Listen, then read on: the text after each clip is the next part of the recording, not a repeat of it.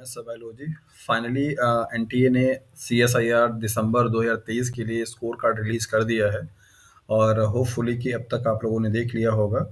आज की इस वीडियो में हम लोग बात करने वाले हैं एलएस और जेआरएफ के लिए, दोनों के लिए क्या एक्सपेक्टेड कट ऑफ रहने वाली है। और आपके जो अभी स्कोर कार्ड पे दिख रहा होगा, आपको ऐसे परसेंटाइल में दिख रहा होगा, वहाँ पे ऐसा कुछ आपको लिखा हुआ नहीं मिलेगा कि हाँ आप जेआरएफ क्वालिफाइड हैं या एलएस क्वालिफाइड हैं।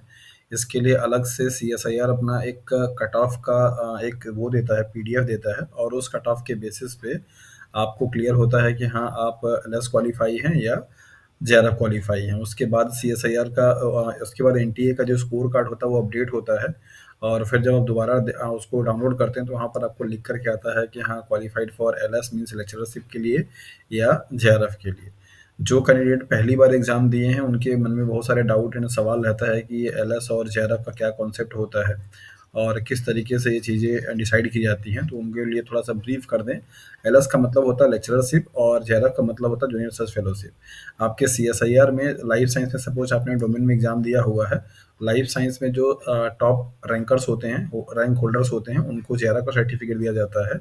और हर बार के टर्म में ये फिक्स होता है कि उनको कितना नंबर ऑफ जेआरएफ देना है। सपोज जैसे मान लीजिए अगर इस दिसंबर के साइकिल में उनको 300 लोगों को जेआरएफ अगर देना है लाइफ साइंस के फील्ड में, तो आपके इस सब्जेक्ट में जो भी कैंडिडेट सबसे हाईएस्ट स्कोरर होंगे, वहाँ से 300 लोगों को क्या किया जाएगा, सेलेक्ट किया जाएगा नंबर के बेसिस पे। जहाँ पे 300 सीट खत्म हो जाएगी वहीं पे जेआरएफ के लिए क्या होगा, एक्सपेक्टेड कट ऑफ हो जाएगा कैटेगरी वाइज लेकर के। उसके बाद की जो चीज़ें होती हैं वो एलएस में आते हैं। तो जो लोग जेआरएफ के लिए अप्लाई किए होते हैं उनका अगर अगर वो उस कट ऑफ के रेंज में आते हैं तो फिर उनको जेआरएफ सर्टिफिकेट मिलता है। अदरवाइज आप एलएस के लिए, अगर आप एलएस के कैटेगरी में हैं तो आपको एलएस का सर्टिफिकेट मिलता है, राइट। तो यहाँ पे हम लोग एनालिसिस करेंगे और देखेंगे कि जो आपका प्रीवियस 2 या 3 साल का या 2 या 3 बार का एनटीए का मीन सीएसआईआर का जो स्कोर कार्ड रहा है, जो परसेंटाइल रहा है, जिनके बेसिस पे सिलेक्शन हुए हैं जेआरएफ और एलएस के लिए, उनको देख करके आपको यहाँ पे कैटेगरी वाइज हम लोग यहाँ पे डिस्कस करने वाले हैं कि यूआर मीन्स अनरिजर्व कैटेगरी में के लिए एलएस और जेआरएफ के लिए क्या कट ऑफ रहने वाली है, ओबीसी एंड ईडब्ल्यूएस के लिए क्या रहने वाली है, एससी एनएसटी के लिए क्या रहने वाली है। ओके, तो होपफुली कि अभी तक आप लोगों ने अपना स्कोर कार्ड देख लिया होगा। और हो सकता है कि किसी के 94 परसेंटाइल आ रहे हों, किसी के 97 परसेंटाइल आ रहे हों, किसी के 93 परसेंटाइल आ रहे हों, किसी के 89 परसेंटाइल आ रहा हो। इस तरीके से नंबर ऑफ परसेंटाइल आपको वहाँ पे देखने को मिलेगा। आपके सर्टिफिकेट पे कहीं भी देखने को नहीं मिलेगा कि हाँ आप एलएस हैं या जेआरएफ हैं। तो ये थोड़ी सी दुविधा बनी रहती है, तो उसको थोड़ी देर में आप समझ जाएंगे भैया कैसे आपको पता चलेगा कि आप क्वालिफाई हैं कि नहीं है। सो सबसे फर्स्ट ऑफ ऑल यहाँ पे हम डिस्कस करेंगे, जैसा कि आपके सामने ये पीडीएफ का वो दिख रहा है, ये जून 2021 का एग्ज़ाम का रिजल्ट है। और जून 2021 और यहाँ पे 2022 का भी है। तो इस तरीके जो कि इस टाइम पे एग्ज़ाम हुआ होता, तो ये 2021 का रिजल्ट आपको यहाँ पे दिख रहा है, 2022 के जून का रिजल्ट आपको दिख रहा है। आगे के पीडीएफ में हम लोग 2023 का भी एनालिसिस करेंगे। तो अगर आप यहाँ पे देखें तो ये जेआरएफ का ये जेआरएफ के लिए कट ऑफ है, और यहाँ से यहाँ तक का पूरा एलएस के लिए मीन्स लेक्चरशिप के लिए, असिस्टेंट प्रोफेसर के लिए। लाइफ साइंस की अगर हम लोग बात करें तो यहाँ पे परसेंटाइल में दे रखा है। जेआरएफ के लिए जो जनरल कैटेगरी के मीन्स यूआर कैटेगरी के लोग हैं उनके लिए 98.78 परसेंटाइल गया हुआ है। जबकि अगर हम लोग 2022 की बात करें तो यहाँ पे लाइफ साइंस के लिए यूआर कैटेगरी के लिए 98.814 गया हुआ है। तो यहाँ पे अगर आप देखेंगे तो ये 98 जो परसेंटाइल है वो लगभग दोनों में क्या है, कांस्टेंट है। वेरिएशन आपका यहाँ पॉइंट वाले में आया है, तो ये हो सकता है कि 98 पॉइंट से समथिंग कुछ आपका आगे पीछे हो। तो अगर कोई भी कैंडिडेट जो कि यूआर कैटेगरी से अप्लाई किया हुआ है और अगर उनके मार्क्स 98 प्लस में आ रहे हैं, 98 परसेंटाइल अगर स्कोर कार्ड पे लिख रखा है, तो बेसिकली वो जेआरएफ के लिए अपने आप को पॉजिटिव मान के चल सकते हैं। सिमिलरली यहाँ पर अगर आप देखें ईडब्ल्यूएस के लिए, तो यहाँ पे 96 परसेंटाइल दे रखा हुआ है। यहाँ पे भी आप देखेंगे तो 96 परसेंटाइल है। थोड़ा बहुत आपको अप डाउन हर बार होता रहता है, 0.5 का मार्जिन आपको लेके चलना होता है। ओबीसी कैटेगरी के जेआरएफ का जो सर्टिफिकेट है वो 96.22 है, जो कि ईडब्ल्यूएस से क्या है थोड़ा सा ज़्यादा है, बट यूआर वाले से थोड़ा सा क्या है कम है। यहाँ पे आप देखेंगे तो 96.11 है, जबकि यहाँ पे 96.55 था। तो इस बार ओबीसी का कम रहा और ईडब्ल्यूएस का ज़्यादा रहा, तो ये थोड़ा-सा फ्लक्चुएशन होता रहता है। आप अपने कैटेगरी के अकॉर्डिंगली देखते हुए जाइए, अगर आप जिस कैटेगरी से बिलॉन्ग करते हैं, अगर आपका उस परसेंटाइल इसके नियर बाई फिगर में आ रहा होगा, तो आप अपने आप को पॉजिटिवली मान के चल सकते हैं। एससी कैटेगरी के लिए जेआरएफ के लिए 90 परसेंटाइल है और एसटी के लिए क्या है 84.87 परसेंटाइल है। इस तरीके से पीडब्ल्यू डी के लिए आपका 64 परसेंटाइल है। ऐसे ही अगर आप यहाँ पे देखेंगे तो शेड्यूल कास्ट के लिए यहाँ पे भी 90 है, 90.9, यहाँ पे 84 पॉइंट।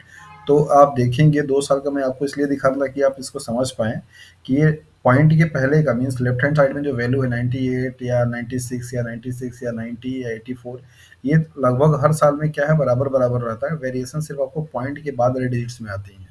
तो उतना मार्जिन आपको लेके चलना होता है। तो अगर कोई कैंडिडेट जो कि कैटेगरी से बिलॉन्ग करता है, तो इस कैटेगरी के जो आपका ये कट ऑफ गई हुई है प्रीवियस 2-3 सालों का, उसके बेसिस पे आप अनुमान यहाँ पे लगा सकते हैं।